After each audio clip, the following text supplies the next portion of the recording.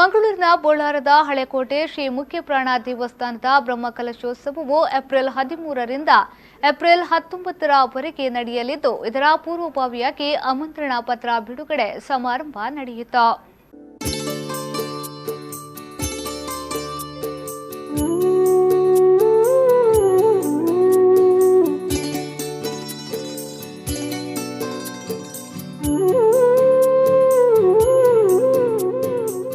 ಬೋಳಾರದಲ್ಲಿ ನಡೆದ ಕಾರ್ಯಕ್ರಮದಲ್ಲಿ ಶಾರದಾ ಸಮೂಹ ಸಂಸ್ಥೆಯ ನಿರ್ದೇಶಕರಾದ ಎಂಬಿ ಪುರಾಣಿಕ್ ಅವರು ಬ್ರಹ್ಮಕಲಶೋತ್ಸವದ ಆಮಂತ್ರಣ ಪತ್ರಿಕೆಯನ್ನು ಬಿಡುಗಡೆಗೊಳಿಸಿದರು.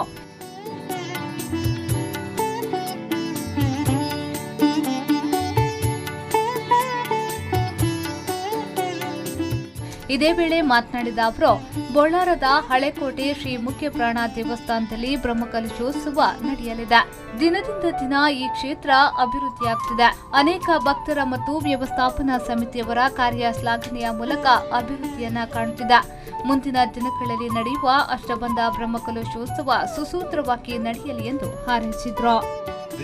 ದಿನ ಈ ಕ್ಷೇತ್ರ ಅಭಿವೃದ್ಧಿ ಆಗೊಂಡು ಐತ ಅರ್ಥ ಐತೆ ನನಗ ಏರು ಮಾತ ಭಕ್ತಾದಿಲು ಅಕಲ್ಲ ಕಷ್ಟ ಕಾರ್ಪಣ್ಯ ದುಗುಡ ದುಮ್ಮಾನ ಸಮಸ್ಯೆ ಪ್ರಾರ್ಥನೆ ಆ ಮುಖ್ಯ ಪ್ರಾಣಗೆ ಸಲ್ಲಿಸಾಫರೆ ಅಗಲಿಗೆ ಅಗಲ ಇಷ್ಟಾರ್ಥ ಸಿದ್ಧಿ ಹಾಕೊಂಡು ಕಷ್ಟ ದೂರ ಹಾಕೊಂಡು ಬಂಡ್ಪಿನ ಶತಸಿದ್ಧ ಕಲಿಯುಗುಟ್ಟು ಪ್ರಾಮುಖ್ಯವಾದ ನಮ್ಮ ಪಂಚಾಯನ ಪದ್ಧತಿ ಐನು ದೇವರಗಳನ್ನು ಪೂಜೆ ಮಾಡ್ತಾನಲ್ಲ, ಮುಖ್ಯವಾದ ದುರ್ಗೆ ಐದು ಒಕ್ಕ ಗಣಪತಿ ಒಕ್ಕ ನಮ್ಮ ಮುಖ್ಯ ಪ್ರಾಣಿ ಕ್ಷಿಪ್ರ ಪ್ರಸಾದ ಕೊರ್ಪಿನ ಮೂಜಿ ದೇವರನಗಳು ಈ ಕಲಿಗೋಟು ಮುಖ್ಯವಾದ ಐಟ್ಲ ಈ ಒಂಜಿ ಕೋಟೆ ಈ ಪ್ರದೇಶಗಳು.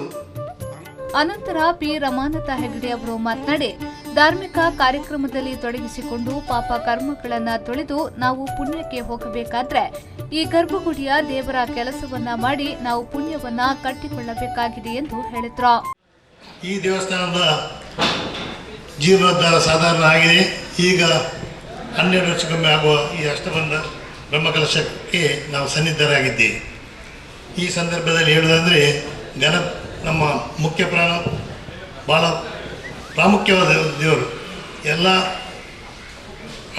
ನಮ್ಮ ಜಟ್ಟಿಗಳಿಗಾಗಲಿ ನಮ್ಮ ದೈಹಿಕವಾಗಿ ಒಳ್ಳೆಯ ಕಾರ್ಯಕ್ರಮ ನಡೆಸಬೇಕಾದ್ರೆ ಅದಕ್ಕೆ ಜಾತಿ ಮತವಿಲ್ಲದೆ, ನಾನು ಕೆಲವು ಕುಸ್ತಿ ಪಂದ್ಯಕ್ಕೆ ಹೋಗುವಾಗ ಕ್ರಿಶ್ಚಿಯನ್ಸ್ ಮುಸ್ಲಿಮ್ ಜಟ್ಟಿಗಳು ಕೂಡ ಹನುಮಂತನಿಗೆ ತಲೆಬಾಗ್ತಾರೆ.